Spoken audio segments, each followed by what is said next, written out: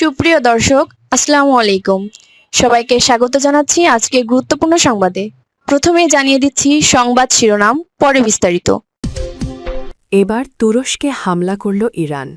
বিস্তারিত জানার আগে হৃদয় ছুঁয়ে যাওয়া একটি অনুরোধ। যদি আয়াতুল্লাহ আলী খামেনির নামটি শুনে আপনার বুকের ভেতরটা ভারী হয়ে আসে, যদি ভোরের সেই খবর একটি দীর্ঘ অধ্যায়ের সমাপ্তি আপনাকে নীরবে কাঁদায়, যদি মনে হয় এই বিদায়ে শুধু একজন মানুষ নয়, একটি সময়, একটি সংগ্রাম, একটি ইতিহাস বিদায় নিল, তাহলে কমেন্টে লিখুন, হে আল্লাহ, তুমি আয়াতুল্লাহ আলী খামেনিকে জান্নাতুল ফেরদাউস দান করুন।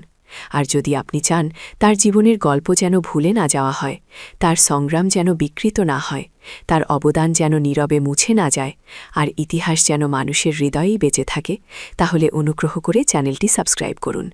সাবস্ক্রাইব মানে কেবল একটি বাটনে চাপ দেওয়া নয়, এটা হলো শ্রদ্ধা জানানো, এটা হলো স্মৃতিকে ধরে রাখা, এটা হলো সত্যকে নীরবে পাহারা দেওয়ার এক ছোট্ট অঙ্গীকার, এটা হলো ইতিহাসকে ভুলে যেতে না দেওয়ার দায়িত্ব নেওয়া। চলুন কথা না বাড়িয়ে বিস্তারিত জেনে নিই। এবার তুরস্কে হামলা করল ইরান। মধ্যপ্রাচ্যের আগুন কি ছড়িয়ে পড়ছে ইউরোপের দোরগোড়ায়? মধ্যপ্রাচ্যে যুদ্ধের দামামা অনেকদিন ধরেই বাজছিল, কিন্তু গত ২৮ ফেব্রুয়ারি দখলদার ইসরায়েল ও যুক্তরাষ্ট্রের যৌথ হামলার পর যেন পরিস্থিতি একেবারে নিয়ন্ত্রণের বাইরে চলে যায়। তেহরানের আকাশ কেঁপে ওঠা সেই রাতের পর থেকেই বদলে গেছে পুরো হিসাব। ইসলামী প্রজাতন্ত্র ইরান আর কূটনৈতিক ভাষায় কথা বলছে না, প্রতিশোধের ভাষায় জবাব দিচ্ছে। একটির পর একটি ক্ষেপণাস্ত্র, ঝাঁকে ঝাঁকে ড্রোন, উপসাগরীয় অঞ্চল থেকে শুরু করে ইসরায়েল সম্পৃক্ত স্থাপনাগুলোতে আঘাত হানছে ইরান। মার্কিন স্বার্থ সংশ্লিষ্ট সামরিক ও কৌশলগত স্থাপনাগুলোকে টার্গেট করা হচ্ছে বলে বিভিন্ন সূত্রে দাবি উঠেছে। এই পাল্টা হামলার ধারাবাহিকতায় নতুন যে খবর সামনে এলো তা বিশ্বকে আরও উদ্বিগ্ন করে তুলেছে। এবার নাকি লক্ষ্যবস্তু তুরস্ক। তুরস্কে সরাসরি কোনো মার্কিন সামরিক ঘাঁটি নেই, এটাই ছিল এতদিনের স্বস্তি। কিন্তু বিষয়টি এত সরল নয়। তুরস্ক পশ্চিমা সামরিক জোট নর্থ আটলান্টিক ট্রিটি অর্গানাইজেশন বা ন্যাটোর গুরুত্বপূর্ণ সদস্য। দেশটিতে ন্যাটোর বিভিন্ন সামরিক স্থাপনা রয়েছে, যেগুলো যৌথভাবে ব্যবহার করা হয়। আঙ্কারার ভূখণ্ডে থাকা এসব ঘাঁটি কৌশলগতভাবে অত্যন্ত গুরুত্বপূর্ণ। মধ্যপ্রাচ্য, ইউরোপ ও কৃষ্ণসাগর অঞ্চলের সংযোগস্থলে অবস্থান বলে এগুলোর গুরুত্ব আরও বেশি। এই প্রেক্ষাপটে বুধবার ৪ মার্চ তুরস্কের পক্ষ থেকে জানানো হয়, ইরান থেকে উৎক্ষেপণ করা একটি ব্যালিস্টিক মিসাইল আঙ্কারার দিকে ধেয়ে আসছিল। খবরটি প্রকাশ হতেই আতঙ্ক ছড়িয়ে পড়ে। তবে তুরস্ক দাবি করেছে, ক্ষেপণাস্ত্রটি তাদের আকাশসীমায় প্রবেশের আগে ন্যাটোর আকাশ প্রতিরক্ষা ব্যবস্থা সেটিকে প্রতিহত করেছে। প্রশ্ন উঠছে, এটি কি সরাসরি তুরস্ককে টার্গেট করে ছোড়া হয়েছিল, নাকি ন্যাটোর স্থাপনাকে বার্তা দেবার কৌশল? বিশ্লেষকদের মতে, ইরান এখন সম্ভাব্য সব মার্কিন স্বার্থ সংশ্লিষ্ট স্থাপনাকে চিহ্নিত করে প্রতিশোধমূলক আক্রমণ চালাচ্ছে। উপসাগরীয় অঞ্চলের ঘাঁটি, ইসরায়েল ঘনিষ্ঠ অবকাঠামো, এমনকি মিত্র রাষ্ট্রগুলোর সামরিক সুবিধাও এর আয়তায় আসতে পারে। সেই তালিকায় তুরস্কের ন্যাটো সংশ্লিষ্ট স্থাপনাগুলো থাকা অসম্ভব নয়। কিন্তু এই পদক্ষেপের ঝুঁকি ভয়াবহ, কারণ তুরস্ক শুধু একটি আঞ্চলিক শক্তি নয়, বরং ন্যাটোর সদস্য রাষ্ট্র।